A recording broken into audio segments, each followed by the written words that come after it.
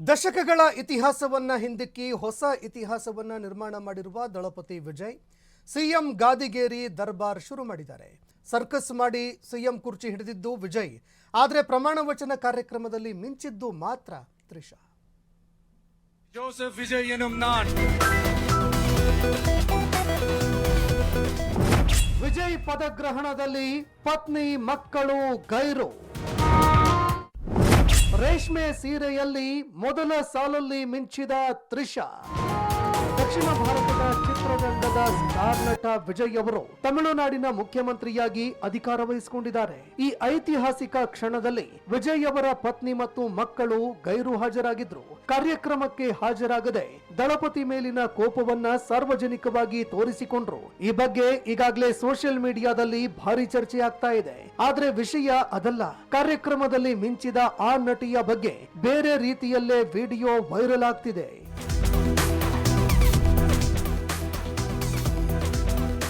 ಪ್ರಮಾಣ ವಚನ ಕಾರ್ಯಕ್ರಮದಲ್ಲಿ ಸಿನಿಮಾ ನಟ ನಟಿಯರಿಗೆ ಯಾವುದೇ ಆಹ್ವಾನವಿಲ್ಲದಿದ್ರು ಮಿಂಚಿದ್ದು ಮಾತ್ರ ಖ್ಯಾತ ನಟಿ ತ್ರಿಷಾ ಕೃಷ್ಣನ್. ಹೌದು, ಸ್ಕೈ ಬ್ಲೂ ರೇಷ್ಮೆ ಸೀರೆ ತೊಟ್ಟು ಮುಡಿ ತುಂಬಾ ಮಲ್ಲಿಗೆ ಹೂ ಮುಡಿದು ಮುದ್ದು ಮುದ್ದಾಗಿ ಹೆಜ್ಜೆ ಹಾಕುತ್ತಾ ತ್ರಿಷಾ ಕೃಷ್ಣನ್ ಬರ್ತಾ ಇದ್ರೆ ಎಲ್ಲರ ಕಣ್ಣು ಅಲ್ಲೇ ತಿರುಗಿ ನೋಡುವಂತೆ ಮಾಡಿತ್ತು.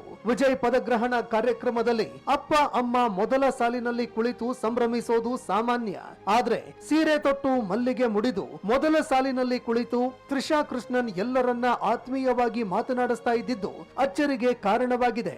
ವಿಜಯ್ ಜೊತೆ ಆಪ್ತವಾಗಿರುವ ನಟಿ ತ್ರಿಷಾ ಕೃಷ್ಣನ್ ಕಾರ್ಯಕ್ರಮದಲ್ಲಿ ಭಾಗಿಯಾಗಿ ಎಲ್ಲರ ಕಣ್ಣು ಕುಕ್ಕುವಂತೆ ಮಾಡಿದ್ದಾರೆ. ಪದಗ್ರಹಣ ವೇಳೆ ತ್ರಿಷಾಗೆ ಹೈ ಸೆಕ್ಯೂರಿಟಿ. ಇನ್ನು ಚೆನ್ನೈನ ನೆಹರು ಕ್ರೀಡಾಂಗಣದಲ್ಲಿ ನಡೆದ ಕಾರ್ಯಕ್ರಮದಲ್ಲಿ ನೂರಾರು ಪಕ್ಷದ ಕಾರ್ಯಕರ್ತರು ಸೇರಿದಂತೆ ಹಲವರು ಭಾಗಿಯಾಗಿದ್ರು. ಅತ್ಯಾಪ್ತಿಯಾಗಿರುವ ನಟಿ ತ್ರಿಷಾ ಕೃಷ್ಣನ್ಗೆ ಪರ್ಸನಲ್ ಆಗಿ ಆಹ್ವಾನ ನೀಡಿದ್ದ ದಳಪತಿ ಪ್ರೋಗ್ರಾಂ ನಡೆಯುವ ಜಾಗದಲ್ಲಿ ಯಾವುದೇ ಸಮಸ್ಯೆ ಆಗದಂತೆ ತ್ರಿಷಾಗೆ ಹೈ ಸೆಕ್ಯೂರಿಟಿ ಒದಗಿಸಿದ್ರು ಎನ್ನಲಾಗ್ತಿದೆ. ಕ್ರೀಡಾಂಗಣದ ಒಳಗೆ ಎಂಟ್ರಿ ಕೊಟ್ಟ ತ್ರಿಷಾ ವಿಜಯ್ ಪೋಷಕರ ಪಕ್ಕದಲ್ಲಿ ಕುಳಿತು ಪ್ರಮಾಣ ವಚನ ಸಮಾರಂಭ ವೀಕ್ಷಣೆ ಮಾಡಿದ್ದಾರೆ.